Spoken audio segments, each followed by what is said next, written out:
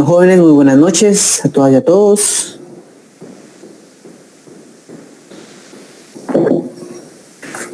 Buenas noches ahí a todos los que se han incorporado en la clase de hoy. Creo que dimos tiempo suficiente para que todas y todos estuvieran en clase. Vamos a comenzar el día de hoy con los delitos contra la integridad que nos habían quedado restantes en la sesión anterior. Únicamente voy a activar la grabación de la clase para tener guardado el video, ¿verdad? Y posteriormente a ello, pues subirlo a la página donde nosotros estamos llevando todo nuestro control de las clases. Y una vez pues empecemos la grabación. Muy buenas noches a todos. Mi nombre es Mario Fernando Castillo Cabrera y es un gusto para mí nuevamente estar con todas y todos ustedes estudiando lo que nos corresponde en el curso de Derecho Penal, en este caso ya Derecho Penal 2. Entonces nosotros en las sesiones anteriores hemos desarrollado todo lo relativo a los delitos contra la integridad de las personas. ¿Se recuerdan ustedes que en las últimas clases hemos visto lo relativo a la agresión y disparo de arma de fuego? Posteriormente a ello hemos visto todo lo relativo a las lesiones, ¿sí? Después vimos todo lo referente al delito deportivo y hoy nos corresponde concluir con la exposición de personas a peligro y los delitos contra la seguridad del tránsito. Todo esto que estamos desarrollando ahora en el marco del derecho a la integridad de las personas, ¿verdad? Bueno, una vez entonces recapitulamos cuál es nuestro mapa mental que habíamos visto en la clase anterior sobre la organización del catálogo de delitos contra la integridad de las personas dentro de nuestro Código Penal. Vamos a trasladarnos a esta última diapositiva que vimos en la clase anterior, referente al delito deportivo, donde pues nosotros, continuando con el hilo del martes pasado, vemos en la parte en verde todo lo referente a los delitos que se cometen de forma dolosa, aprovechando la posición deportiva de una persona dentro de un deporte de contacto para causar un daño que no está permitido por las normas de esa actividad deportiva. Y en la parte en amarillo pues observamos todo lo relacionado a la forma de cometer este delito, pero de forma culposa, ¿sí? Si ustedes se dan cuenta, el artículo 152 del Código Penal no nos desarrolla como tal una pena a imponer en este tipo de delitos, toda vez que lo que está haciendo el artículo 152 del Código Penal es retirar hasta cierto punto esa como protección o lo que hace que no se persiga este tipo de delitos en la vida real. Se recuerdan ustedes que habíamos visto que según el autor de Matabela y de León Velasco, cuando se comete una lesión en un deporte, la doctrina del consentimiento nos dice que hay un consentimiento tácito de los participantes a acometerse entre sí, lo que pudiera ser, por ejemplo, un boxeo, un arte marcial mixta, lo que podría ser el rugby, lo que podría ser cuando nosotros hablamos, por ejemplo, de fútbol americano, todos estos deportes que de por sí llevan ya una fuerte carga de contacto físico con el oponente, hay un consentimiento tácito de acometerse entre sí.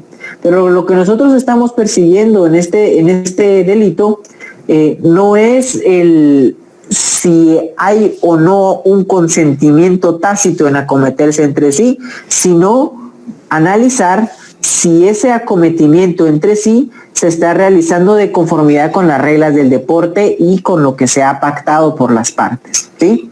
Entonces, claramente, ¿verdad? Un golpe bajo, por ejemplo, en el fútbol americano o en el boxeo, también en el fútbol americano o en el rugby hay ciertos tackles que son ilegales, cuando, por ejemplo, para que tu oponente no vaya por el balón, lo jalas del casco, o le causas un golpe en la cabeza, pero ya de una forma sin balón en juego, por ejemplo, todo esto ya va contra las reglas del deporte que se está practicando, y pues como consecuencia de ello, el artículo 152 lo que nos dice es, si tú lo cometes de forma dolosa o de forma culposa sin observar las reglas del deporte en el cual estás compitiendo, yo lo que voy a hacer es que te voy a quitar esa protección y te voy a hacer, por ejemplo, si le causas una lesión a una persona, vas a responder por el delito de lesiones. Si le causas la muerte a una persona, vas a responder por el delito de,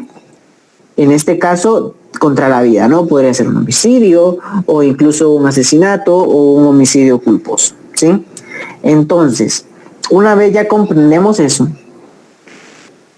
que este artículo 152 lo único que hace es quitarle esa, se pudiera decir, inmunidad a los deportes, entramos a conocer entonces todo lo relativo a los delitos que nos faltan por conocer en el catálogo de delitos contra la integridad de las personas, y vamos a iniciar con el capítulo 7 de este título primero del delito de los delitos contra la vida y la integridad de las personas.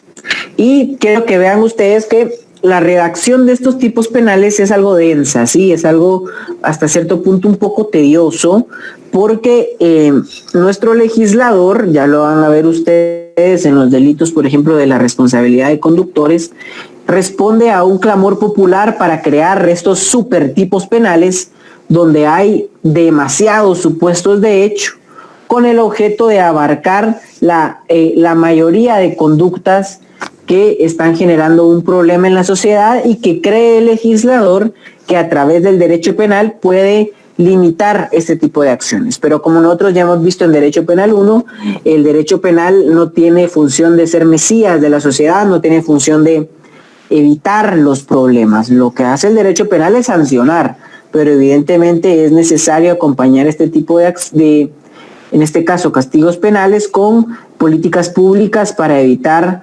todas estas lesiones a bienes jurídicos tutelados, que precisamente el derecho penal sanciona cuando se lesionan, ¿sí? Pero como tal, el derecho penal no soluciona ningún problema. Sin embargo, pues nuestros legisladores se han dado la tarea de desarrollar algunos tipos penales bastante extensos, que por ser parte del programa de cursos también nosotros lo tenemos que estudiar, y porque también la realidad es una, y pues esos tipos penales, mientras sigan vigentes, debemos observarlos para su estudio y posterior aplicación, ya sea en casos académicos como pudiera ser en nuestro examen, o en los casos profesionales que nos lleguen ya a nuestro lugar de trabajo en un futuro cercano, ¿verdad? Cuando ya todas y todos ustedes estén ejerciendo la abogacía y las labores relacionadas con esta noble carrera. Pero bueno, démosle lectura entonces al artículo 154 del Código Penal. Por favor, tengamos a la mano ahí nuestro Código Penal y vayamos realizando las anotaciones pertinentes, ¿sí? Nuestro artículo 154 del Código Penal prácticamente tiene 3 supuestos de hecho, ¿sí? Los últimos 2 evidentemente se relacionan con el primer supuesto de hecho, ¿sí? Pero vamos a analizar primero cuál es nuestro supuesto de hecho base, o el que está contenido en el primer párrafo del artículo 154 del Código Penal. En este artículo, lo que se busca penalizar es el abandono de niños y personas desvalidas. Y dice el artículo 154. Quien abandonare a un niño menor de 10 años o a una persona incapaz de valerse por sí misma, que estuviere bajo su cuidado o custodia, ¿sí? Pues evidentemente se le impondrá una prisión de 6 meses a 3 años. ¿Ok? Ese es nuestro primer supuesto de hecho, en el cual nosotros vamos a analizar los elementos del delito, los elementos del tipo penal objetivo, ¿sí? Para determinar que el sujeto activo, pues evidentemente puede ser cualquier persona que tenga bajo su cuidado y custodia a alguien, ¿sí? Tiene que estar expresamente bajo su cuidado o custodia, ¿sí? ¿Y quién es el que tiene que cuidar? Pues al que tiene que cuidar es al sujeto pasivo, que el sujeto pasivo es aquel niño menor de 10 años o a una persona incapaz de valerse por sí misma, ¿sí? Este sería nuestro sujeto pasivo y es la persona que debe dársele cuidado o custodia por parte del sujeto activo, ¿sí? Y ante el incumplimiento de este cuidado o custodia es que el derecho penal le dice, señor o señora, su actitud es reprochable y yo le voy a aplicar una pena, ¿sí? Debido a la acción que usted comete. El verbo rector, pues lo encontramos aquí en abandonar, ¿sí? ¿Por qué es importante extraer ese verbo rector? Bueno, porque esa es la acción que nosotros tenemos que comprobar, ya sea en un caso ficticio o real, ¿sí? Que efectivamente se abandonó. Entonces el sujeto activo tiene que abandonar al sujeto pasivo para cometer este delito. El bien jurídico, en todo caso, entonces sería un bien jurídico de la integridad de las personas, ¿sí? Porque al final el dolo va dirigido precisamente a ello, ¿sí? Todas las acciones típicas dentro de el curso de la comisión de los actos para llegar a un fin, todas esas acciones tienen la intención de abandonar, ¿sí? Y cuando se abandona es típicamente idóneo para poner en peligro la integridad de las personas. Y aquí, con esta última parte que yo digo, poner en peligro, es que nosotros vamos a comprender si el delito es de acción o resultado. En nuestro primer párrafo, si ustedes se dan cuenta, con el simple abandono del niño menor de 10 años o la persona incapaz por valerse por sí mismo, ya se está cometiendo el delito. No me está pidiendo ni que haya una lesión, no me está pidiendo ni que haya una muerte, no me está pidiendo ni siquiera que haya un daño al patrimonio, no me está pidiendo absolutamente nada la redacción de este tipo penal en el artículo 154 en su primer párrafo. Entonces, si ustedes se dan cuenta, no me está pidiendo ese resultado, que como en anteriores ocasiones hemos visto en los delitos, por ejemplo, relacionados con las lesiones o los delitos contra la vida, influye bastante. Influye bastante toda vez que, pues evidentemente si se causa un resultado, tenemos un delito de resultado. Pero si únicamente se pone en peligro, estamos ante un delito de acción. ¿Se recuerdan ustedes de los delitos de acción? O los delitos de mera actividad versus los delitos de resultado, ¿sí? Pues aquí nos encontramos en un ejemplo de ellos. Este es un caso en el primer párrafo donde no se nos exige como tal un resultado, sino que la mera actividad de poner en peligro a estas personas ya es constitutivo o ya es reprochable penalmente, ¿sí? Y lo podemos ver, por ejemplo, en un ejemplo, ¿sí? Por ejemplo, en un ejemplo, valga la redundancia, aquella madre que no puede atender a su hijo, ¿sí? Evidentemente es menor de 10 años, pero sí es mayor de 3 días, como vamos a ver más adelante. Y entonces lo abandona, ¿sí? Lo deja en una caja, lo deja enfrente de la iglesia, con la esperanza de que lo encuentren los padres y lo adopten, ¿sí? Si ustedes observan, el dolo es abandonar y ya ese dolo pone en peligro al menor, pero no necesariamente cuando se recoge al niño tiene que presentar, por ejemplo, lesiones o tiene que estar muerto. Con el simple hecho de determinar que se abandonó a alguien, ya podemos hablar de que hay una acción reprochable y relevante para el derecho penal, ¿sí? Y entonces con esto es que nosotros observamos que este delito no es de resultado, sino que es un delito de mera actividad o es un delito de acción. ¿Estamos claros entonces con ello? ¿Sí? Y entonces ya continuamos con el análisis de nuestro segundo párrafo del artículo 154 del Código Penal, que nos contiene dos conductas distintas que operan como agravantes de nuestro primer párrafo del artículo 154 del Código Penal. Como primer agravante encontramos que si a consecuencia del abandono ocurriera la muerte del abandonado. Si ustedes se dan cuenta acá, ya no hay únicamente una puesta en peligro, sino que a consecuencia de esta puesta en peligro se termina con la vida de la persona incapaz para valerse por sí misma o del niño menor de 10 años, ¿sí? Y entonces es ese caso donde la misma madre lo coloca en una caja y lo va a dejar enfrente de la iglesia católica, ¿sí? De la iglesia de la parroquia de su comunidad, pero no se percata que el padre pues se encuentra en una misión, en otro departamento, en otro municipio, y a consecuencia del abandono, el bebé fallece por las bajas temperaturas de la madrugada, ¿sí? Le da hipotermia y fallece. Pero en este caso, si ustedes observan y lo comparan con los delitos contra la vida, se van a dar cuenta de algo. De lo que se van a dar cuenta es de lo siguiente.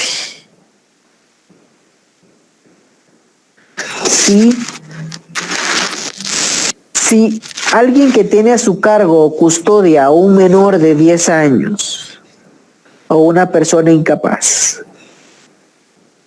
y realiza acciones con intención de matar,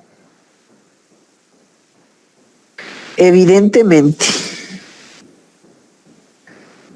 responde por el delito de homicidio. ¿Sí? Responde por el delito de homicidio o el delito de asesinato o el delito de parricidio. ¿Por qué? Porque su intención es dar muerte. ¿Sí?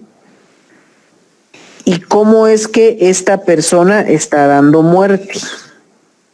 Pues puede ser con una actividad normalmente idónea para producir la muerte, para poder consumar ese dolo que él tiene de matar al niño o a la persona incapaz. Y en ese tipo de casos respondería por el tipo de delitos que está contenido del artículo 123 al 132 bis, ¿verdad? Distinto es estos casos que estamos analizando ahorita. Porque es distinto. Porque cuando ustedes analizan, el artículo 154 no habla del dolo de muerte, ¿sí? De lo que habla es del dolo específico de abandonar. La persona que abandona no sabía que iba a morir, ¿sí? Al menor que estaba abandonando. Puede ser que lo predijera, pero no era su intención darle muerte. La intención de aquella madre que va a dejar al bebé a las puertas de la parroquia no es darle muerte, sino por buscar que tenga una vida mejor al lado de los padres de la comunidad. Pero, si ustedes observan en el artículo 154, ese dolo va encaminado a abandonar, no a quitar la vida, ¿sí? Y es por eso la gran diferencia proporcional entre las penas, porque si ustedes observan, por ejemplo, el artículo 123, se impondrá una pena de prisión de 15 a 40 años, dice el texto. Mientras que en este caso, la pena está atenuada, ¿sí? Aunque muera la persona abandonada, la pena está considerablemente atenuada, al punto que únicamente se le aplicará una prisión de 3 a 10 años de prisión, ¿sí? Y como les repito, los dolos son distintos y es por eso que varía tanto la aplicación de una pena. Distinto es, y ojo muchísimo a esto, distinto es aquella persona, aquel sujeto activo que tiene bajo su custodia o cuidado un menor de 10 años o tiene bajo su custodia y cuidado una persona incapaz. Y entonces él sí quiere darle muerte. Él desea terminar con la vida de esta persona. Y para darle muerte, lo abandona encima de las líneas de tren. porque él sabe muy bien que el tren pasa a toda velocidad y que cuando pase a toda velocidad,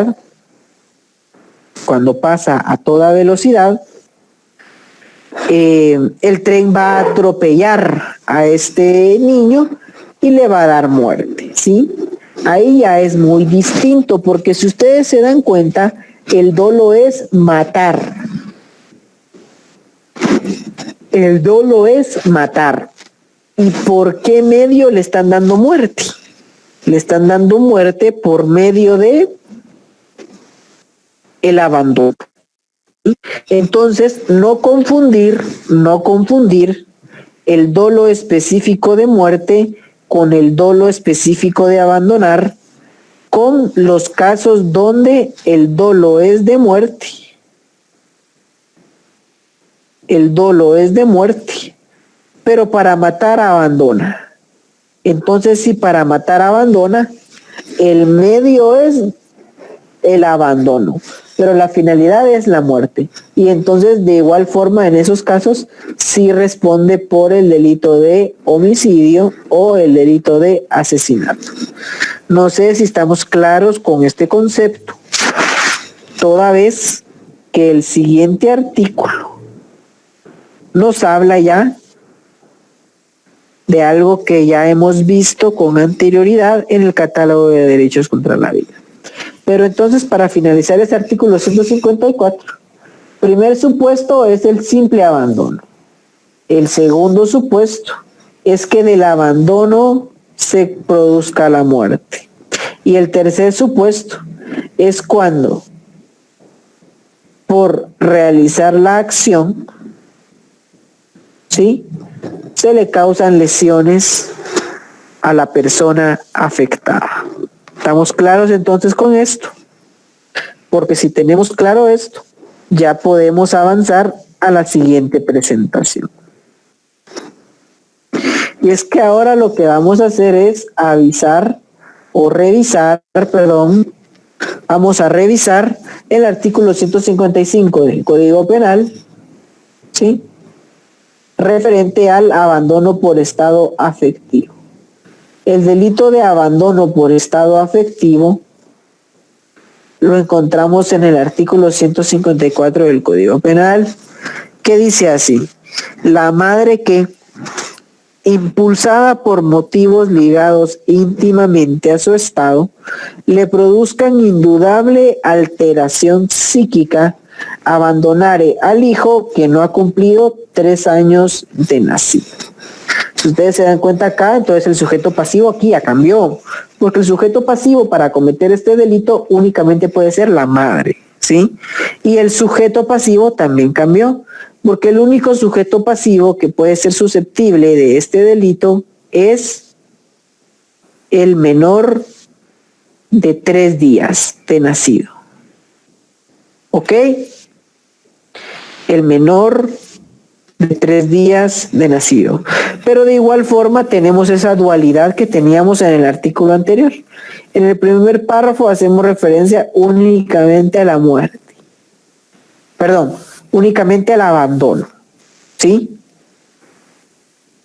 Y entonces aplicamos las mismas reglas del tipo penal anterior. Si el dolo específico es abandonar, si ese dolo específico es abandonar, pero como consecuencia, como algo muy difícil de prever para el sujeto activo, fallece, ¿sí?, pues en este caso, pues la madre responderá en todo caso por estas penas, ¿no? Responderá por estas penas, pero no por los delitos contra la vida, no por aquel delito, ¿se acuerdan ustedes de infanticidio? Que le dimos lectura hace unas clases, donde de igual forma actúa como sujeto activo aquella madre que tiene una alteración psíquica relacionada con su estado. Pero es que en aquel caso de infanticidio que nosotros habíamos visto, el dolo es de matar. ¿sí? El dolo es de matar. Mientras que en este delito hay un dolo de abandonar. Por abandonar, ¿sí? Entonces, yo acá, vean en la siguiente diapositiva cómo vamos trabajando, ¿sí? Sujeto activo y sujeto pasivo, yo creo que ya sabemos que es cualquier persona que sea madre o cualquier persona que sea hijo que no tenga más de 3 días de nacido, ¿ok? El verbo rector es abandonar, ¿sí? Aquí dice abandonare, ¿sí? Está redactado en futuro, pero nosotros lo vamos a transformar y es de presente, abandonar. ¿Y por qué es importante el verbo rector? Porque cuando ustedes construyen la hipótesis de un caso en la vida real, el verbo rector les va a servir para saber qué elementos de prueba deben probar, ¿sí? Pero bueno, el bien jurídico es la integridad. Y si me preguntan si es un delito de acción o resultado, creo que también aplicaría la misma fórmula del tipo penal anterior. En el primer párrafo, hablamos de un delito de acción, porque solo hay un impulso de abandonar. Mientras que en el segundo párrafo ya hablamos de la muerte. ¿Sí? Y cuando nosotros ya hablamos de la muerte, estamos hablando de un resultado.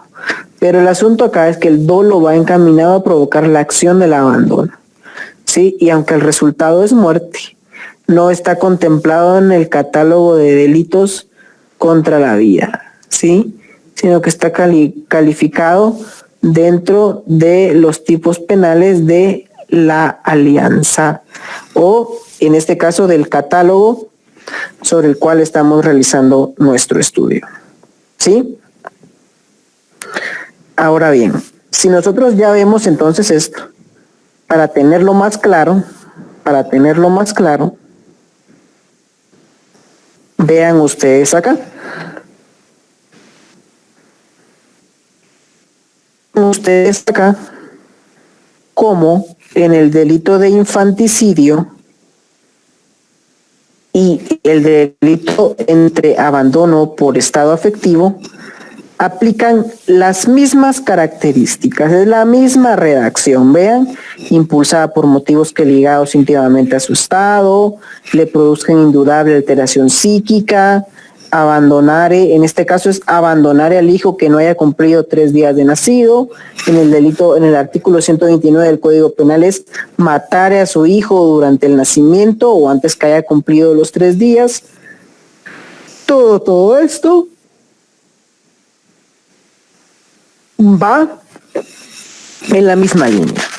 En todo caso estaríamos hablando de un, pues existen, ¿no? Estos síndromes posparto, la depresión posparto, todo aquello que genera esa alteración psíquica en la madre que acaba de parir y que es susceptible de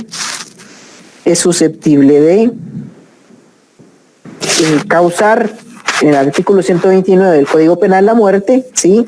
La madre actúa con dolo de muerte, mientras que en el artículo 155 de nuestro Código Penal, la madre actúa con el dolo de ¿qué? Con el dolo de abandonar. Esa es la diferencia y creo que lo tengan bien claro que esa es la diferencia. ¿Sí? Bueno, continuamos entonces con nuestro siguiente tipo penal. Ustedes van a darle lectura al Código Penal y van a encontrarse, por ejemplo, con el artículo 156 del mismo. ¿Se recuerdan ustedes de igual forma que cuando estudiamos la conducta como un elemento previo al delito? Sí, porque recuerdan ustedes que la definición de delito es la conducta humana típica, antijurídica y culpable. Y cuando nosotros estudiamos la conducta, vimos que tenía 3 manifestaciones. La primera manifestación era a través de la acción u omisión, se pudiera decir o se puede decir que estamos ante un caso de una acción positiva. Así es, una acción que requiere el movimiento del cuerpo para lograr su cometido. Yo creo que con eso estamos de acuerdo, ¿sí?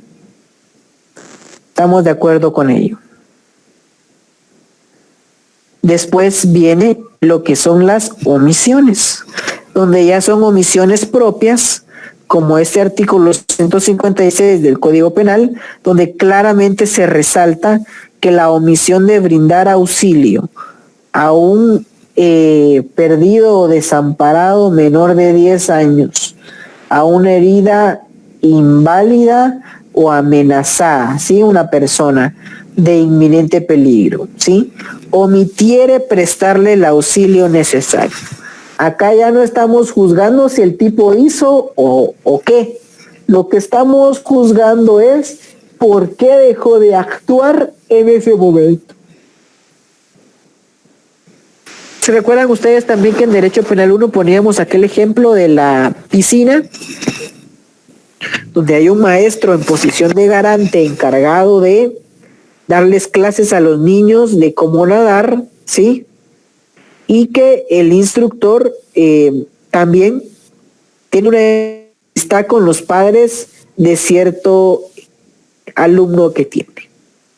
Entonces lo que hace este instructor, se propone la meta de darle muerte, en este caso, al hijo de las personas que no son de su agrado y que están en su curso. Pero, pues evidentemente no es cualquier baboso, ¿verdad? No va a llegar un día y lo va a ahorcar, ¿sí?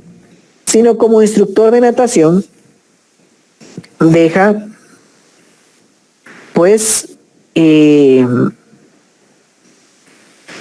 deja que estén en la clase de nado los niños, ¿verdad? Y se pone a platicar con su amigo.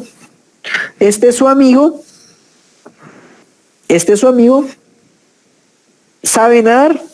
Él no es instructor, pero él sí sabe nadar. Y entonces su amigo que sí sabe nadar llama a otro su cuate y están hablando los tres. Solo que tercero, sí no sabe nadar. Si pone un pie en el agua, le empieza a agarrar un ataque de pánico y se ahoga. Va. No sabe nadar. Entonces viene y hay un niño que se empieza a ahogar y empieza a gritar auxilio, auxilio. Y entonces el instructor se percata que precisamente es el hijo de su enemigo. Sí, que los padres le caen muy mal. Entonces toma la decisión dolosamente de no actuar en el acto, ¿sí? Y el hijo de sus enemigos se muere y él queda satisfecho porque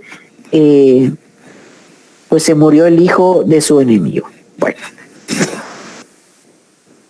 Cuando ya llega el Ministerio Público a investigar qué pasó y mira las cámaras de ese día en la piscina, se dan cuenta que habían 3 adultos.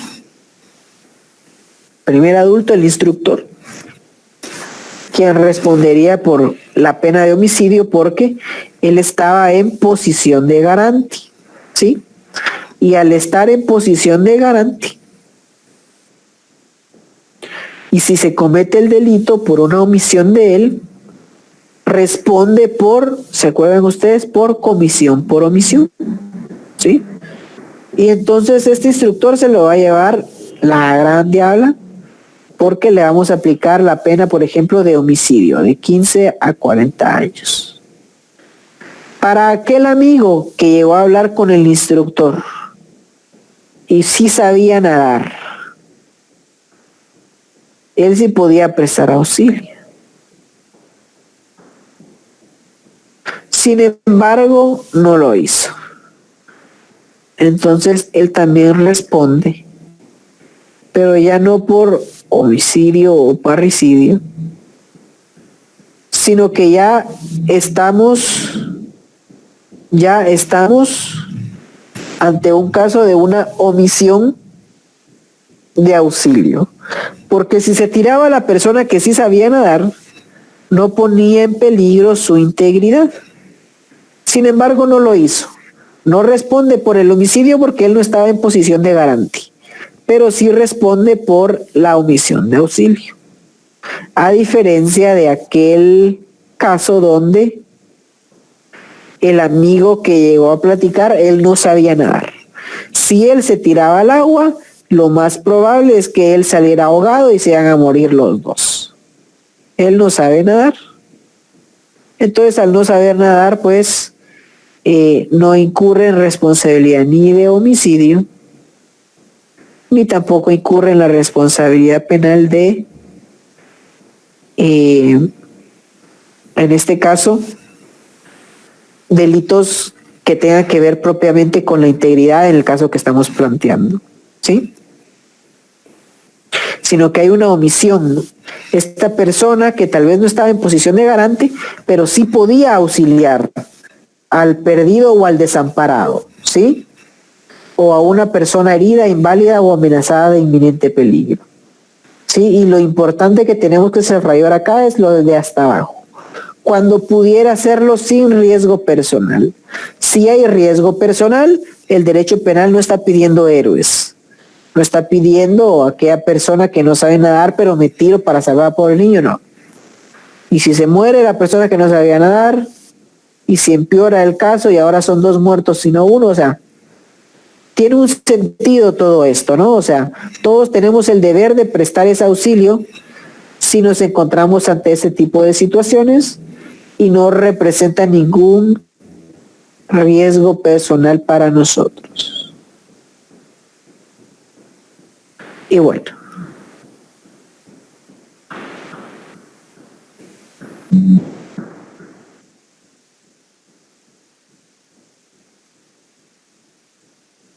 continuando entonces con nuestra clase, ustedes van a ver que después del artículo 156 del Código Penal, nos encontramos con el artículo 156 bis de este cuerpo normativo. Y en este cuerpo normativo, no lo coloco acá en las diapositivas, y creo que es algo fácil de entender, pero básicamente dice que el empleo de personas menores de edad en actividades laborales lesivas a su integridad y dignidad, ¿sí? Evidentemente, pues ahí hay un delito, ¿no? Que si contratan a un menor de edad en situaciones de riesgo o a un menor de edad, si ustedes se dan cuenta, ella no nos habla de los 10 años, sino un menor de edad, pues incurre en este tipo penal, ¿sí? De 2 a 4 años es la pena y la multa es de 20,000 a 100,000 quetzales. ¿Estamos claros? Porque si estamos claros, avanzamos entonces a los delitos contra la seguridad del tránsito. Y ahí vamos a ver los 2 delitos principales de este tipo penal, ¿sí? Como se los decía al inicio, estos artículos a mí la verdad sí me parecen un poco densos porque vean la gran redacción que hicieron, pues casi es una hoja. El artículo 157 del Código Penal es literal casi una hoja. Obviamente lo vamos a estudiar. Entonces, estos delitos no vayan a creer ustedes que son muy antiguos. Estos delitos de responsabilidad de conductores es muy reciente. De hecho, entraron en funcionamiento en el decreto legislativo 45-2016, si no mal recuerdo, donde se aprobó todo lo relativo pues a la ley de protección del tránsito y todo ello, ¿no? ¿Sí? Entonces, ¿se recuerdan ustedes que por 2015, 2016, no es que sea muy diferente ahora, ¿verdad? Pero si ustedes se dan cuenta, han habido muchos de los denominados busazos en carreteras interamericanas o en carreteras de camino a la capital, porque los buses van a una extrema velocidad y pues se han causado accidentes con 50, 60 muertos, ¿no? Pues bueno, lo que se busca entonces con este catálogo de delitos es tratar de mandar un mensaje a la población de decirles no lo hagan, si no los vamos a perseguir, ¿no? Y entonces, Y entonces, quiero que lean primero la parte de en medio de este tipo penal. La parte de en medio de este tipo penal hace referencia a, primero, la pena, si ustedes se dan cuenta para que vean nuestro legislador, qué brillante es. Primero pone la pena y después la consecuencia, primero pone la consecuencia jurídica y después el supuesto de hecho. Pero ya ordenando este tipo penal es que lo podemos nosotros estudiar como lo tengo yo acá colocado de la siguiente forma. Al centro están los dos supuestos de hecho, ¿sí? Y hay dos. Hay dos. El primero es quien condujera un vehículo automotor en estado de ebriedad o bajo influencias de drogas tóxicas o estupefacientes. Entonces, ahí sí que ya no es tanta casaca cuando las empresas de bebidas alcohólicas ponen que causa un serio daño a la salud o a la integridad de las personas este producto, porque solo por el hecho de subirse de forma ebria al vehículo ya hay un delito de responsabilidad de conductores, solo por ello. No quiere decir que atropellaron a alguien, no quiere decir que fueron a estrellarse a una casa, no, nada de eso. Solo con el hecho de poner un pie en el carro y conducir bajo efectos de sustancias prohibidas, ya es un preaviso, ¿sí? Para no realizar este tipo de acciones. Pero vean lo que dice la segunda parte. Quien condujera un vehículo automotor con temeridad o impericia manifiesta, o en forma imprudente o negligente, poniendo en riesgo o peligro la vida de las personas, su integridad o de sus bienes, o causando intranquilidad o zozobra públicas, o no poseyere o portare la licencia respectiva de conducir bajo las condiciones pertinentes al vehículo en que se conduce. Entonces, manejar ebrio o manejar de forma imprudente o manejar sin licencia ya es constitutivo de delito acá en Guatemala, ¿sí? Pero si aparte de este cumplimiento de uno u otro supuesto, lo pueden ver ustedes en la parte izquierda, resultare la lesión o daño, cualquiera que sea su gravedad. Aquí ya nos encontramos aquella famosa palabra, aquel famoso concepto del concurso real de delitos y el concurso ideal. ¿Se recuerdan? Una misma acción puede encuadrar en varios hechos. Y el homicidio culposo y las lesiones culposas tienen un párrafo dedicado solo a los casos de lesión de estos bienes jurídicos como consecuencia de este actuar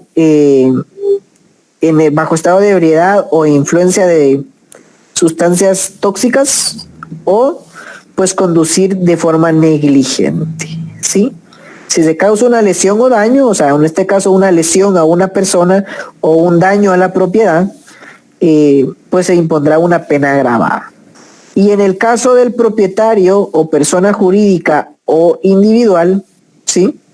Aquí quiero que vean algo ustedes, y es que, por ejemplo, si hay un conductor de transporte público extraurbano que va a toda velocidad en una montaña de bajada, se da el busazo, mueren todos los pasajeros y muere el piloto también.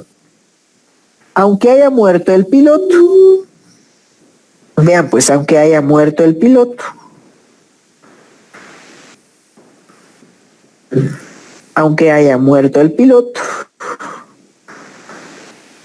el que responde también es el propietario de esa flotilla de buses, porque él tiene, según el derecho, la obligación de ¿qué? de velar por el personal que está contratando en su empresa. Si él no tiene el control de la gente que está contratando, entonces ¿para qué, no? Y entonces por ese control no quiere decir que es corresponsable de las lesiones o de los daños desde el punto de vista penal, sino que es corresponsable por esa negligencia de haber contratado a ese conductor imprudente y además si llegan a haber víctimas de ese buzazo, ¿qué va a pasar entonces? Hay una responsabilidad civil, hay una responsabilidad para resarcir el daño, pero aunque haya muerto el piloto, el dueño de la flotilla de buses responde por ese accidente. Entonces ya se dan cuenta que era lo que buscaba el legislador en 2016. Era evidentemente castigar este tipo de acciones, ¿sí? Al que quede después de cometer esto, ¿sí? El que quede. Y además, vean ustedes que hay un agravante más. Si el hecho de tránsito fuera causado por pilotos del transporte colectivo, de pasajeros o de carga, pero ya no solo bajo el primer supuesto, porque los primeros dos supuestos que estábamos nosotros hablando era bajo el numeral primero, pero ahora sí bajo los dos numerales. Si fue causado por el piloto de transporte colectivo de pasajeros, también se le aplica y queda vivo, evidentemente, el piloto, se le aplica una pena mayor, ¿sí? Se le aplica una pena mayor.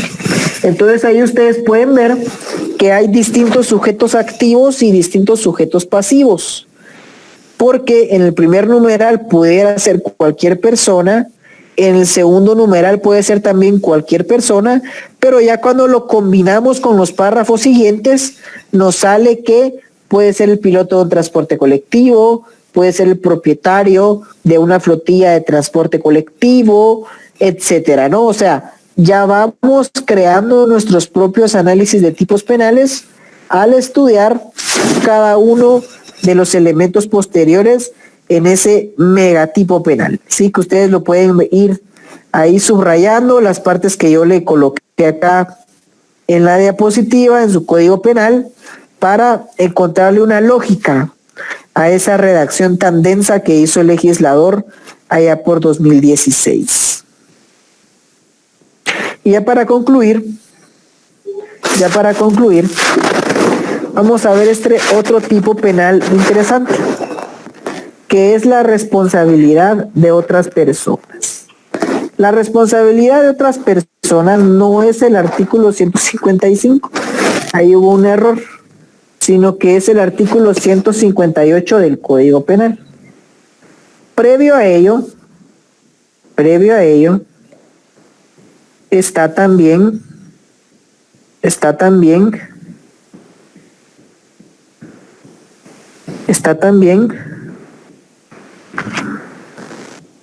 el artículo 157 bis, pero aquí nos hace referencia a conducir un transporte público sin licencia. No creo que merezca pues profundizar un poquito más en el tema, ¿no? Pero si se está transportando personas o carga y no se carga licencia, pues evidentemente solo ese acto, que es una acción, o sea, ni siquiera se está dañando a alguien, sino que no es un delito de resultado per se como tal, sino que solo es un delito de poner en peligro, pues tiene su sanción equivalente a 6 meses a 1 año de prisión y multa de 3,000 a 5,000 quetzales. Entonces, por eso no lo colocamos acá en la diapositiva, porque pues es un tipo penal que podemos analizar con su simple lectura. Lo que sí tenemos que analizar es el artículo 158 del Código Penal. El artículo 158 del Código Penal ya nos hace referencia a la responsabilidad de otras personas y dice que se impondrá multa de 1,000 a 5,000 quetzales y será sancionado con prisión de 1 año quien pusiere en grave e inminente riesgo o peligro la circulación de vehículos mediante el derramamiento de sustancias deslizantes o inflamables, mutación o destrucción, total o parcial, de la señalización o por cualquier otro medio y no restableciendo los avisos o indicadores de seguridad de la vía, cuando por circunstancias necesarias debieron ser interrumpidos o removidos. En este primer párrafo hace referencia a aquellos casos donde hay un sujeto que derrama aceite, ¿no? O que derrama una sustancia resbaladiza en el asfalto para generar accidentes, ¿sí? Entonces, para generar accidentes, este sujeto vierte ese tipo de sustancias o, por ejemplo, quita la señalización donde dice que es un área donde solo se puede conducir a ciertos kilómetros por hora, ¿no? Solo se puede solo se puede conducir a 40 kilómetros por hora o a 60, ¿sí? Entonces, en este caso, también estamos ante la comisión de un delito, ¿sí? Ante la comisión de un delito, ¿sí? Y también serán sancionados con esta pena, dice el tipo penal, quienes creen retornos viales o realicen cualquier recorte de los arriates centrales de las carreteras CA, R1 o RD, sin que medie autorización de la Dirección General de Caminos. Yo lo platicaba en la sección anterior de que nosotros en Derecho Administrativo es donde vamos a aprender cuando una carretera es jurisdicción de la municipalidad o ya está bajo el control y administración de la Dirección General de Caminos. Es de la municipalidad todas las calles y avenidas interiores de su municipio. Pero cuando ya son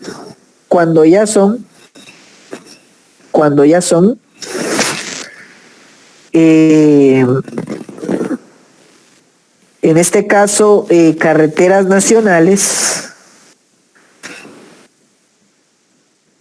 cuando son ya carreteras nacionales, están bajo control, están bajo supervisión del Ministerio de Comunicaciones, Infraestructura y Vivienda por medio de la Dirección General de Caminos. Y al estar bajo el control de ellos, pues evidentemente no son calles que le puedan poner señalización los vecinos, no son calles que pueda decir un sujeto, aquí voy a hacer mi vuelta en U, no, es peligroso. Entonces lo que se hace es pues dejar libres estas carreteras, ¿no? De hecho, si ustedes han manejado a los departamentos, cuando uno va en carretera, pues, o sea, uno no ve muchos retornos y tiene un sentido porque comúnmente son vías rápidas, ¿sí? Donde hay que estar muy atentos al manejo. Entonces, si no se hace con autorización este retorno, si lo hace una persona porque vive casualmente enfrente de la carretera y ella quiere dar la vuelta porque no quiere hacer 10, 15 minutos de tráfico para lo mismo, pues y corta el arriate, ahí estaría cometiendo este tipo penal, ¿sí? Donde el sujeto activo y pasivo puede ser cualquier persona y pues los verbos rectores ya los tienen ahí ustedes, que es derramar sustancias deslizantes o inflamables, mutar o destruir la señalización o no restablecer los avisos o indicadores de seguridad de la vía, o pues crear retornos viales, ¿sí? O recorte de los arriates. que el bien jurídico es la integridad, porque evidentemente puede generar un accidente o un tráfico muy peligroso. Y si es un delito de acción o resultado, es un delito de acción, porque no necesariamente tienen que chocar o no necesariamente tienen que haber daños o lesiones o incluso muertos. Con el simple hecho de hacer estos cortes en el arreate, ya están poniendo en peligro a las personas y ya es reprochable para el derecho penal. ¿Sí? Y entonces con esto, en ningún puesto, en este caso, bajo ningún caso, ¿sí?, se puede realizar este tipo de acciones. ¿Estamos claros? Veo yo que aquí hay algunas preguntas. Creo que ya respondimos el tema del Javier, pues creo que está bastante claro que ahí sí hay una comisión por omisión, ¿sí? Nos preguntan acá sobre las multas confiscatorias en el artículo 41 de la Constitución. Las multas confiscatorias, si ustedes leen el artículo 41, el sentido de las multas confiscatorias no es el sentido de multa en el derecho penal, sino que está haciendo referencia a los impuestos. No le pueden poner a usted una multa confiscatoria de un mayor valor del impuesto que omitió pagar, pero no está hablando de el derecho penal, ¿sí? Bueno, veo yo que no hay otras preguntas, entonces con esto pues terminamos lo que son los delitos contra la integridad.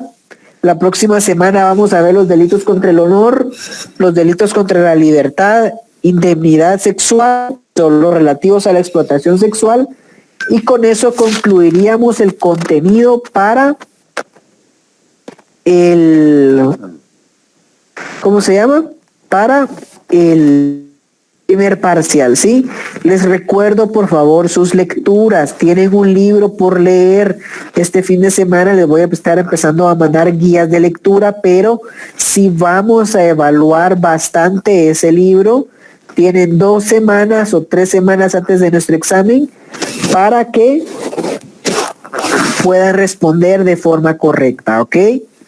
Recuerden ustedes, las personas que estuvieron con, que sí preguntamos sobre las lecturas, entonces pónganse pilas con ese tema. Cualquier cosa por los medios oficiales, y las personas que tienen retrasada, pues ahorita a las 8 de la noche en Classroom la van a tener. Tengan una feliz noche y nos vemos en el próximo día de clases.